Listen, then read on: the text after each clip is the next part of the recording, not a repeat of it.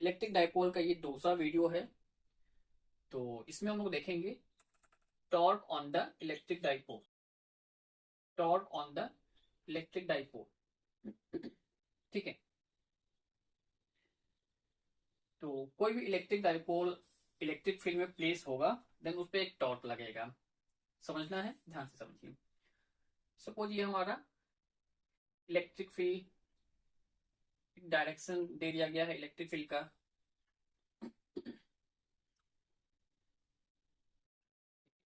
ये electric field का direction है।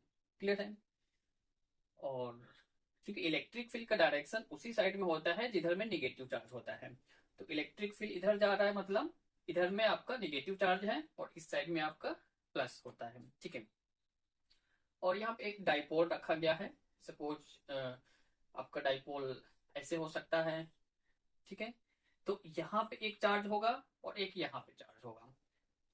क्योंकि इधर में नेगेटिव चार्ज है, इलेक्ट्रिक फील्ड का डायरेक्शन टुवर्ड्स नेगेटिव होता है। तो इलेक्ट्रिक फील्ड का डायरेक्शन इधर जा रहा है, मतलब इधर में हमारा नेगेटिव चार्ज है, इधर में पॉजिटिव चार्ज है।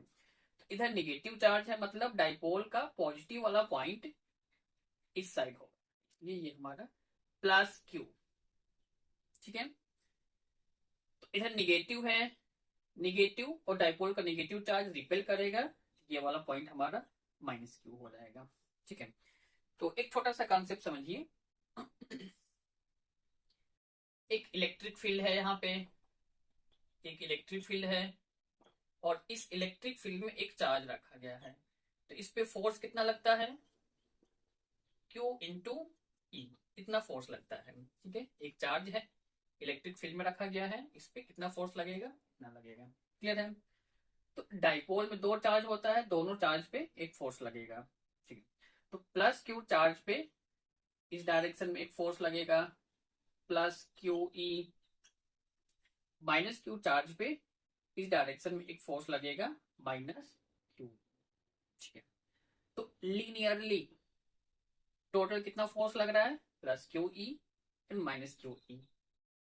अगर net force on the dipole देखा जाए, नेट फोर्स लीनियरली, ध्यान देना है, लीनियरली कनेक्ट मतलब long the line, plus q charge लग रहा है, इस पे माइनस क्यू चार्ज लग रहा है। तो अगर मैं यहाँ पे एक सेंटेंस लिख रहा हूं, net translational, net translational force on the dipole, on the dipole equal zero.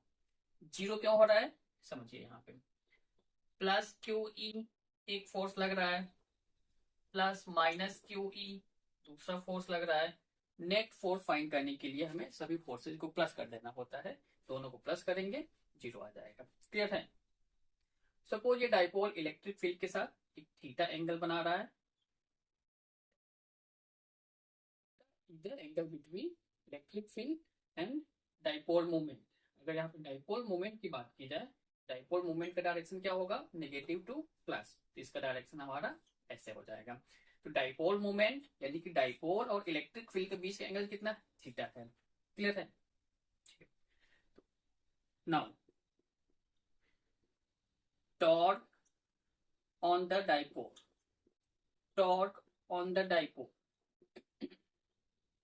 Tau, tau symbol है टॉर्क का, tau equal P E sine theta, P E sine theta ध्यान रखना है। और पी क्या है, पी हमारा dipole moment, P dipole moment, Q into separation between charges, 2l separation between charges हो गया हमारा। ठीक है।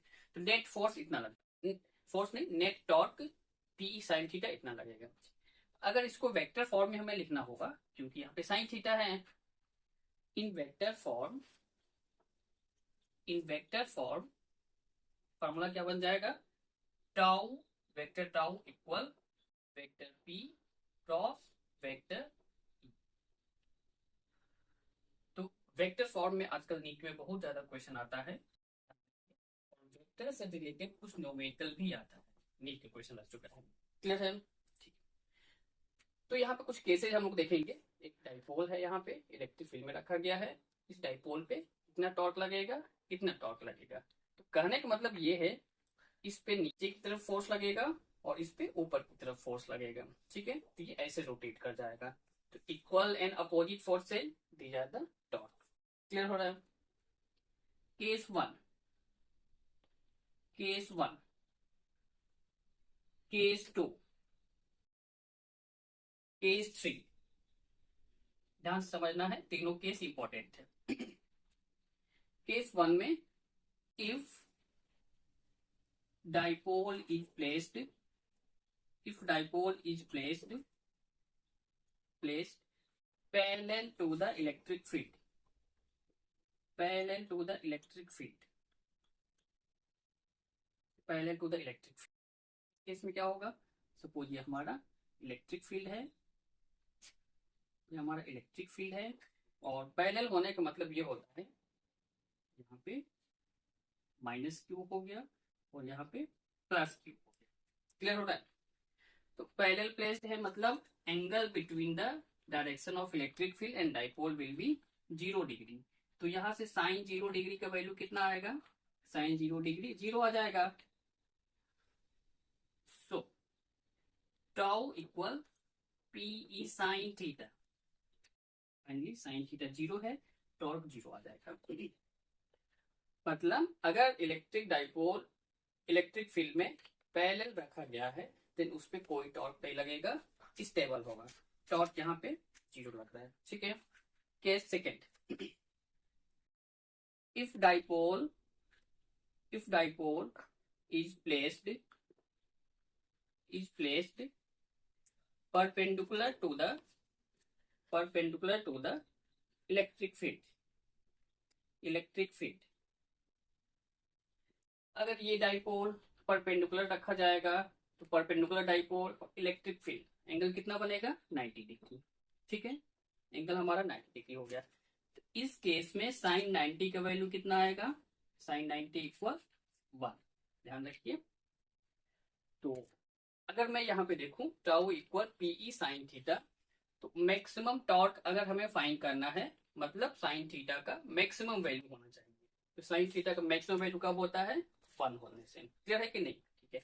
तो साइन 90 पे इसका वैल्यू 1 आ रहा है, यानी कि जब डाइपोल इलेक्ट्रिक फील्ड के परपेंडिकुलर रखा जाएगा तो यहां से हमें टाउ मैक्स मिलेगा, यानी कि मैक्सिमम टॉर्क मिलेगा, जिसका वैल्यू होगा पीई। क्लियर है? इंटू 1 होगा, इंटू 1 करेंगे तो सेम वैल्यू आएगा। Case 3, if dipole is placed anti-parallel to electric field, anti parallel to electric field. Anti parallel का मतलब क्या हो गया? ये इलेक्ट्रिक फील्ड है, एंटी पैरेलल मतलब ध्यान दीजिए पैरेलल वाला कंडीशन क्या है? प्लस क्यू इधर में है और माइनस क्यू इधर में है। एंटी पैरेलल मीन्स ये इस डाइपोल को 180 डिग्री रोटेट कर देना है, ठीक है। यानी प्लस इधर आ जाएगा और माइनस इधर आ गया। तो यहाँ पर एक डाइपोल हो गया, अब यहाँ पे प्लस क्यू हो गया, यहाँ पे माइनस क्यू, ठीक है। तो एंटी पैरेलल के केस में थीटा कितना हो रहा है? 180 डिग्री। इसको हमने 180 डिग्री रोटेट किया, एंटी पैरेलल हो गया, थीटा 180 डिग्री। इस केस में साइन 180 का वैल्यू कितना होता है? साइन 180 का वैल्यू 0 होगा, याद रखिए। तो यहां पर भी हमारा टॉर्क का वैल्यू 0 आ जाएगा, ठीक है। टॉर्क 0 आ जाएगा। तो फाइनली हमें क्या मिला? टॉर्क को इलेक्ट्रिक डाइपोल को इलेक्ट्रिक फील्ड में डिफरेंट ओरिएंटेशन पे रखने पे मैक्सिमम टॉर्क कब लगेगा? ओनली वन केस, अगर इलेक्ट्रिक डाइपोल को इलेक्ट्रिक फील्ड के परपेंडिकुलर रखा जाएगा, थीटा 90 डिग्री होगा, इस केस में हमें टॉर्क मैक्सिमम मिलेगा। क्लियर हो रहा है? पैरेलल होगा या फिर एंटी पैरेलल होगा, दोनों के केस में टॉर्क 0 लगेगा। इसको नोट करना है।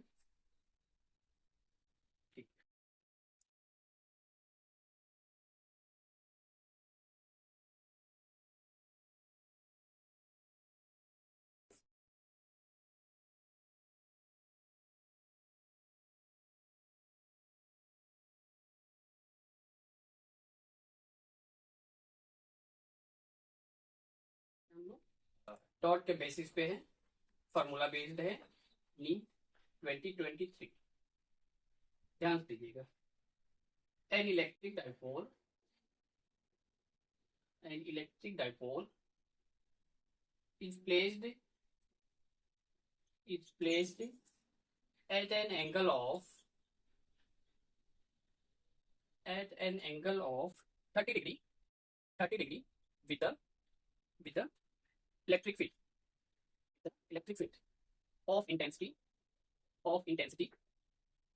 2 into 10 to the power 5 Newton per coulomb. Full stop. It experiences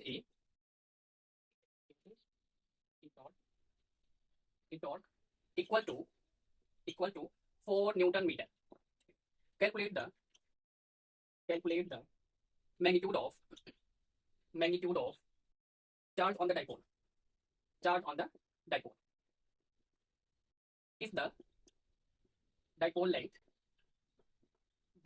length is 2 centimeter. Full stop. Option 1 दिया गया है 6 मिली कूलॉम, ऑप्शन 2 दिया गया है 4 मिली कूलॉम, ऑप्शन 3 2 मिली कूलॉम, ऑप्शन 4 8 मिली कूलॉम। ठीक है, ध्यान दीजिएगा। सोल्यूशन यहां से स्टार्ट होगा।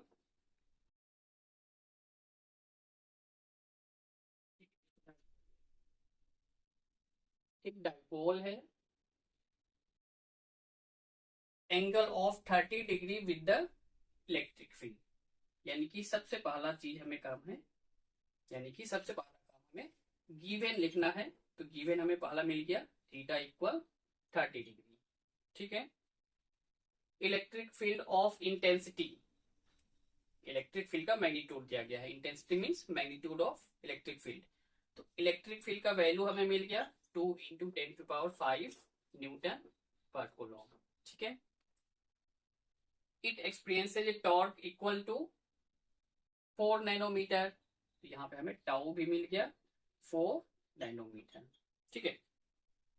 Calculate the magnitude of charge on the dipole, यानी कि हमें क्यू फाइंड करना है, ठीक है, ध्यान दीजिए।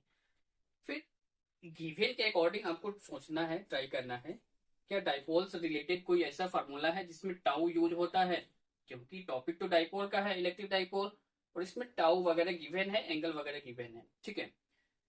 तो टाउ का एक ही फार्मूला होगा, torque on the electric dipole. तो जैसा कि हम जानते हैं torque on the dipole equal P E sine theta. ठीक है, पीई साइन थीटा, क्योंकि हमें क्यू फाइंड करना है, चार्ज फाइंड करना है, और इस फॉर्मूले में कहीं पर भी चार्ज नहीं है। But dipole moment equal Q into 2L ये होता है। ठीक है। तो सबसे पहला काम होगा हमें P फाइंड करना, P मिल गया, उसके बाद हम इस फॉर्मूले से Q फाइंड कर सकते हैं। ठीक है सर, इसमें एक चीज और दिया गया है, डाइपोल लेंथ। डाइपोल लेंथ क्या होगा? Length of the dipole, separation between the charges, यानी कि 2L इक्वल 2 सेंटीमीटर। इसको अगर मीटर में कन्वर्ट करेंगे 2 इंटू 10 टू पावर -2 मीटर। ठीक है। केवल L का वैल्यू 2 सेंटीमीटर नहीं है। Dipole length means separation between two charges, separation between two charges means value of 2L। ठीक है ना। अगर यहां से P इक्वल फाइंड किया जाए, P equal E sine theta का क्रॉस मल्टीप्लाई करेंगे तो ये टाउ के डिनोमिनेटर में आ जाएगा। Tau divided P E sine theta equal tau है 4 newton metre, capital letter N रहेगा, फोर्स है 4 नैनोमीटर, न्यूटन मीटर, नैनोमीटर नहीं newton metre, divided electric field 2 into 10 to the power 5 into sine theta, यानी कि sign 30 degree. Clear हो रहा है? सब कुछ अंडरस्टूड है? Equal 4 divided 2 into 10 to the power 5 into sine 30 means 1/2, 2 और 2 कट हो गया, इक्वल 4 इंटू 10⁻⁵ पी का वैल्यू आ गया, ठीक है ना। 10⁵ ऊपर जाने से -5 हो जाएगा। के बाद यहाँ पे आप लोग देखिए p इक्वल 4 इंटू 10⁻⁵, p का वैल्यू कितना है, q into 2l, q into 2l equal 4 into -5, q equal 4 into 10⁻⁵ divided 2l equal 4 into 10⁻⁵ divided 2l means separation between charges 2 into 10⁻², 2 into 10⁻², 2 से 2 कट हो गया, 2 टाइम्स में 10⁻², 10⁻⁵, ये दोनों कट होके ऊपर में हमारा केवल 2 इंटू 10⁻³ बच जाएगा। क्लियर हो रहा है, 2 इंटू 10⁻³ कूलम। तो यहाँ पे 10⁻³ है, क्या इसको मैं 2 मिली कूलम लिख सकता हूँ, लिख सकता हूँ, क्योंकि यहाँ पे 10⁻³ है। क्लियर है, 2 मिली कूलम हमारा फाइनल आंसर हो गया, ऑप्शन 3। तो जस्ट फार्मूला बेस्ड आपको समझना होगा, क्यू हमें फाइंड करना है, क्यू इसमें है नहीं, but P dipole moment equal Q into 2l। सबसे पहला काम पी फाइंड करेंगे, वैल्यू आ गया, फिर पी का अगर फार्मूला अगर आपको याद है यहाँ से क्यू हमें मिल जाएगा, ठीक है। फार्मूला बेस्ड है,